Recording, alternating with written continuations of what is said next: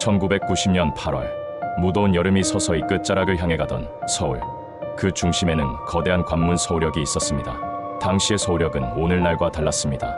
수십 개의 CCTV가 곳곳을 비추는 지금과 달리 밤이면 어둡고 넓은 대합실에선 기차 소리와 함께 술 냄새, 사람들의 발자국 소리가 뒤섞여 있었습니다. 그곳에 한 남자가 있었습니다. 사람들은 그를 철수라고 불렀지만 그 이름이 진짜인지 아는 사람은 아무도 없었습니다. 철수는 늘 같은 구역, 3번 출입구와 맞닿은 벤치 근처를 자신의 자리로 삼았습니다.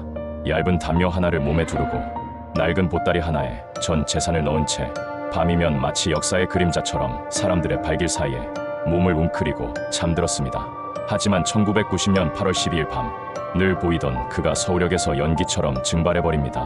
목격자는 새벽 무렵 그가 낯선 남자와 실랑이를 벌였다고 말했습니다. 또 다른 이는 검은 반팔을 입은 키 큰 남자가 그를 이끌고 서쪽 출입문으로 향했다고 기억합니다. 그러나 수문의 시간이 채 지나기도 전에 서울역 전체가 그의 흔적을 완벽히 잃어버렸습니다.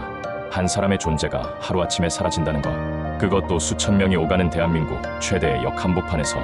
여러분, 이것이 과연 단순한 우연일까요?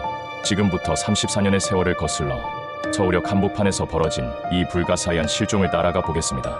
썰줌TV가 전해드리는 서울역 노숙자 실종 사건, 지금부터 이야기합니다. 이 이야기가 흥미롭다면 구독과 좋아요로 함께해주세요. 썰줌TV는 이친 사건과 미제 미스터리를 끝까지 추적합니다. 당시 서울역은 지금처럼 반짝이는 유리천장이 아닌 콘크리트와 철골이 그대로 드러난 낡은 대합실이 중심이었습니다. 밤이 되면 여행객이 빠져나간 자리를 노숙인, 행상, 미처 막차를 타지 못한 사람들, 술 취한 직장인들이 채웠습니다. 역사 내부에는 퀴퀴한 담배 냄새와 철로에서 풍겨오는 쇠뇌가 뒤섞여 있었고, 천장은 낮게 깔려 있어 소음이 울려 퍼졌습니다. 열차가 떠날 때마다 스피커는 기차 출발 방송을 알렸지만 노숙자들에게 그것은 단순한 배경음일 뿐이었습니다. 철수 역시 그들 중 한 명이었습니다. 하지만 그는 다른 노숙자들과 조금 달랐습니다. 술에 취해 시비를 거는 일도, 돈을 구걸하는 일도 거의 없었고, 늘 깨끗이 세수를 하고 다녔다는 증언이 남아 있습니다. 심지어 역관리 직원들은 철수는 자신만의 규칙을 가진 사람처럼 보였다고 기억합니다. 그가 하루를 보내는 방식은 정해져 있었습니다. 아침 7시 무료급식 줄에 가장 먼저 서서 밥을 먹고, 낮에는 역사 주변을 천천히 돌며 고철을 주워 팔아 담배를 샀습니다. 해가 지면 3번 출입구 벤치 근처로 돌아와 작은 담요를 펴고 잠을 청했습니다. 그리고 밤 10시가 되면 잠깐 일어나 역사 밖을 한 바퀴 돌곤 했습니다. 마치 누군가를 기다리듯 늘 서쪽 출입문을 유심히 바라보던 그의 습관은 이후 중요한 단서가 됩니다. 8월 12일 오후 8시 30분, 평소와 다름없이 철수는 벤치에 앉아 있었습니다. 목격자 A씨는 말합니다. 그날따라 철수가 계속 출입문 쪽을 바라보더군요. 누군가를 기다리는 것처럼 보였어요. 그날 밤 서울역은 여름방학 여행객과 군 휴가 복귀자들로 평소보다 붐볐습니다. 사람들의 발소리, 가방이 부딪히는 소리, 군악대가 복귀 병사를 맞이하는 환호가 대합실을 가득 메우고 있었습니다. 하지만 철수는 그 모든 소음 속에서 유난히 긴장된 얼굴로 사람들을 스쳐 지나갔습니다. 밤 11시 45분, 역마지방 인근 분식집 주인에 따르면 철수는 평소와 달리 김밥 한 줄을 포장해 갔다고 합니다. 늘 컵라면만 먹던 사람이었는데 그날은 김밥을 집어들더니 계속 뒤를 돌아봤어요. 마치 누군가가 자신을 따라오고 있는지 확인하는 사람 같았어요. 이 작은 김밥은 다음 날 아침 그의 자리에 홀로 남겨진 포장지로 다시 등장합니다. 8월 13일 새벽 0시 10분 서울역 3번 출입구 흡연구역. 노숙자 B씨의 증언이 가장 중요한 단서로 남아 있습니다. 철수가 어떤 남자와 언성을 높였어요. 키가 크고 검은색 반팔에 청바지를 입었죠.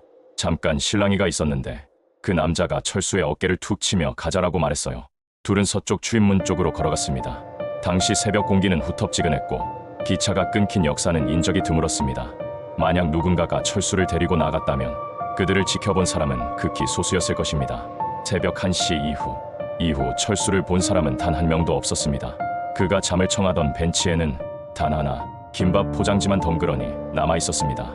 지난 일부에서 우리는 1990년 8월 서울역 대합실에서 한 노숙인이 흔적도 없이 사라진 그날 밤을 따라가 보았습니다. 폐쇄회로 영상에 남은 마지막 장면, 그리고 아버지를 찾는 듯했던 한 여성의 등장. 그러나 실종은 여전히 미궁, 경찰의 초기 대응은 답보 상태에 머물렀습니다. 오늘 2부에서는 그 후로 세상에 드러난 새로운 단서와 충격적인 반전을 따라가겠습니다. 김성호 씨가 사라진 지 약 2주가 흐른 1990년 8월 말, 서울역과 가까운 남영동 파출소로 한 통의 전화가 걸려옵니다. 서울역 지하에서 며칠 전부터 이상한 종이 뭉칠 봤다.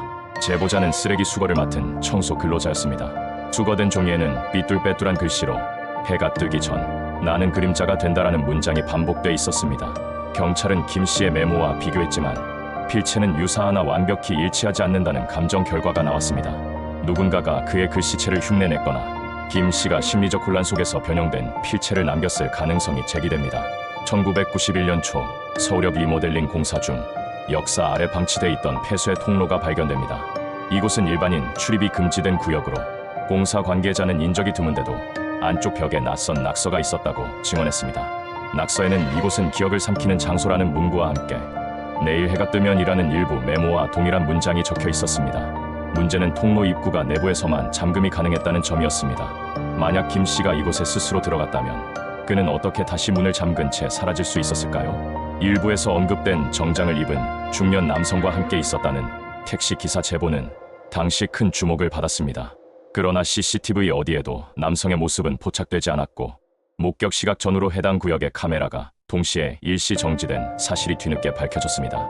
전문가들은 이를 단순한 장비 고장으로 보기 어렵다고 지적했습니다. 정작 남성이 내부를 잘 아는 관계자일 가능성, 혹은 카메라에 기록을 남기지 않는 방법을 알고 있었을 가능성이 제기됩니다.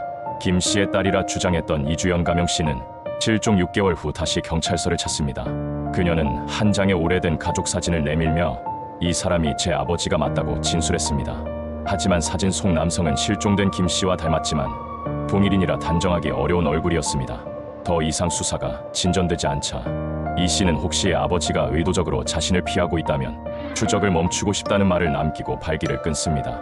당시 서울대 범죄심리연구팀은 이 사건을 자발적 실종과 타인 개입 두 가지 가능성으로 분석했습니다. 반복된 메모 내용, 가족에게 남긴 듯한 단서, 노숙 생활의 고단함에서 벗어나려는 심리, 카메라 일시 정지, 정작 남성 미확인, 메모가 발견된 폐쇄 구역의 접근 제한. 2025년 서울역 지하 탐험을 하던 시민이 당시 메모와 유사한 필체로 보이는 벽 낙서를 발견합니다. 낙서에는 지금도 여기는 많은 그림자를 삼키고 있다라는 문장이 적혀 있었습니다. DNA 감식 결과는 불확정. 필체 감정에서는 김 씨의 필체와 80% 이상 유사하다는 소견만 남았습니다. 서울시는 리모델링 과정에서 해당 낙서를 보존하며 향후 공개 여부를 검토 중이라고 밝혔습니다. 김성호 씨가 어디로 갔는지는 여전히 아무도 모릅니다. 누군가에 의해 지워졌을 수도, 스스로 그림자가 되기를 선택했을 수도 있습니다. 확실한 것은 거대한 도시 서울 한가운데서 한 사람의 존재가 이렇게 완벽히 사라질 수 있다는 사실입니다.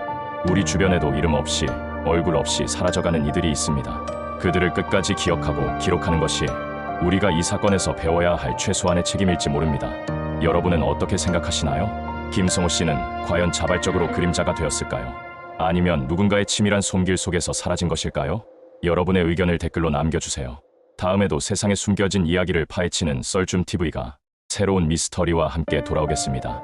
구독과 좋아요, 그리고 알림 설정으로 다음 이야기를 놓치지 마세요.